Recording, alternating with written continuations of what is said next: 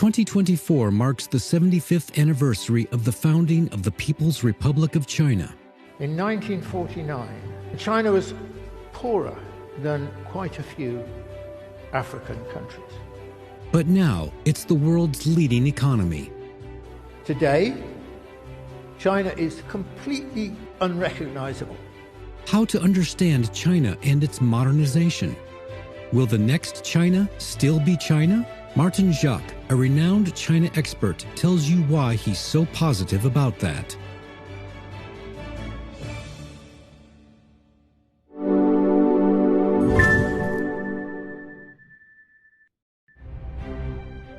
Well, it's a splendid privilege for me to be able to speak to you in this talk, and I hope you enjoy it. 75 years. China has changed so much in that period since the revolution. In 1949, China was just emerging from partial colonization, from a really bitter civil war. And China was poorer at that moment than quite a few African countries. And if you go back further in history, 100, 150 years and so on, an extraordinary feature of China was that over that whole period, it barely grew at all. It was about 1% a year. So we come to China's extraordinary transformation. Today, by at least one measure, that is gross domestic product by primary purchasing power, China's economy is the largest in the world. It possesses probably more industrial sectors than any other economy. Its living standards, well, I mean, there's been such an extraordinary change in the situation. And China is a significant leader in various technologies already. This is remarkable. China has changed at the speed of light. It's the most remarkable economic transformation in human history. And it has taken just 40 years. Now, what is 40 years? 40 years is half the average lifetime of a person. Just half. You know, I remember my introduction to China. The first time I went to China was in 1993. It was just a sort of tour. It was a tour up from Hong Kong. And I was on this bus. We were bumping along. Part of the road was made up, part of it was dirt track and so on. The road itself was, you know, there were so many different forms of transport from the last 100 to 150 years on that road. You know, the latest flashy Mercedes-Benz with darkened windows, but most of them were just very primitive forms of transport. And as far as the eye could see, the land had been cleared for development.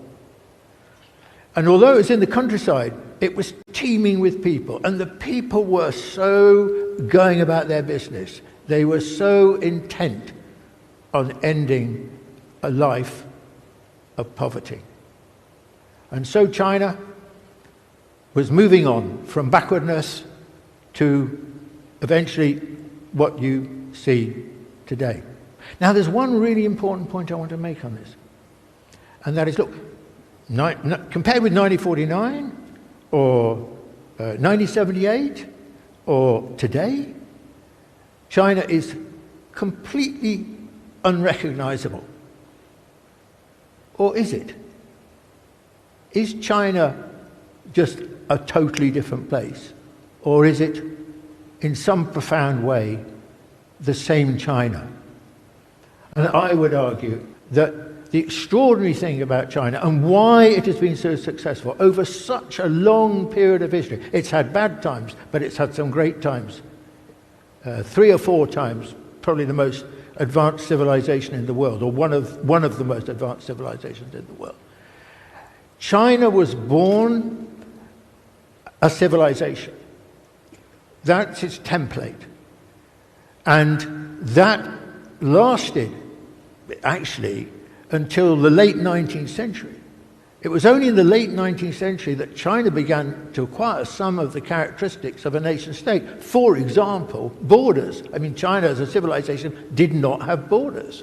Even today, China, I would argue, is primarily a civilization state and only secondarily a nation state. This is quite different from the West. The West have all been modern Western countries born as nation states, and they are nation states. They behave like nation states. China is quite different in relation to this. And the important point here to grasp is some of the most fundamental characteristics of China, which probably most of us in some way or other take for granted, are really a product of China's civilizational roots.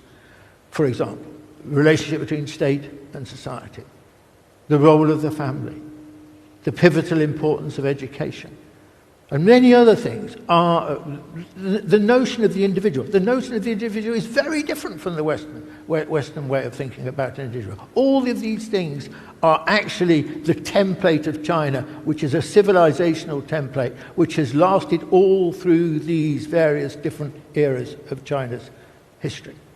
Now, we are at a major historical point. China is reaching the point of modernity. It has finally arrived at Western levels of development. In some areas, it's ahead of Western levels of development. If you go to countries in Western Europe, some of the smaller ones especially, China's in a different era, really.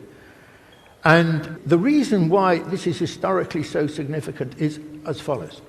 The story of modernization is essentially a Western story. It starts with the British Industrial Revolution in the first half of the 19th century. By as late as 1945, modernization and modernity were an exclusively Western story apart from Japan. Every country was Western. And what's more, the West and Japan use modernization against the rest of the world, essentially. They colonized it, including China.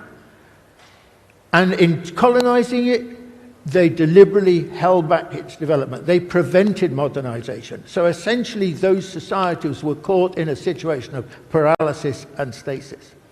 That was a fundamental characteristic of Western modernization. And Chinese modernization? Well, it is extraordinarily different from the Western mentality. Chinese modernization sees its role, sees its place in the world alongside other developing countries to give the opportunity for developing countries to begin the process or advance along the process of modernization. So essentially, Chinese modernization you can think of as a public good for the developing world. And remember, the developing world, including China, accounts for something like 85% of the world's population. The West, always remember this, the West is a splinter of humanity. It is about 12% of humanity. So the question then, I think, is, well, what is Chinese modernization more generally going to be like? And I think this is a really interesting question. China's clearly now launched on a major debate on this question. Okay, I've made one absolutely crucial point. It's going to have a different relationship with the world, the developing world above all. But what is it going to mean in terms of what it's like? And I think this is a great question, a fascinating question. Is it going to be like Western modernization, or is it going to be something different? And clearly now, China is exploring the possibility of being very different, asking a different question. It's not narrowly for material gain, not narrowly for profit, but on the contrary, it's thinking of it should be people-centric. It should be in people's interests. It should allow people to take command of their lives and take command of society in a different kind of way. Now, you know, you can see China therefore is embarking now on a different kind of growth. The period of high-speed growth is being replaced by high-quality growth. Green growth, carbon-free growth, these integrating the real economy with the digital economy. These are now the key targets. So China's going to look so different. In 20 years' time, China's going to look so different from what it does now. People will be living in totally different ways, traveling in different ways, doing different kinds of jobs, all the rest of it. But I leave you with a thought. Sure, China will be very different, but actually, the next China will still be China. Because the extraordinary history of China, that civilization expanse of thousands of years, has been hugely beneficial, not just for China, but for the whole world. And in different eras, it's given so much. And in this era, it's giving, and in the future, it will give even more. Thank you very much.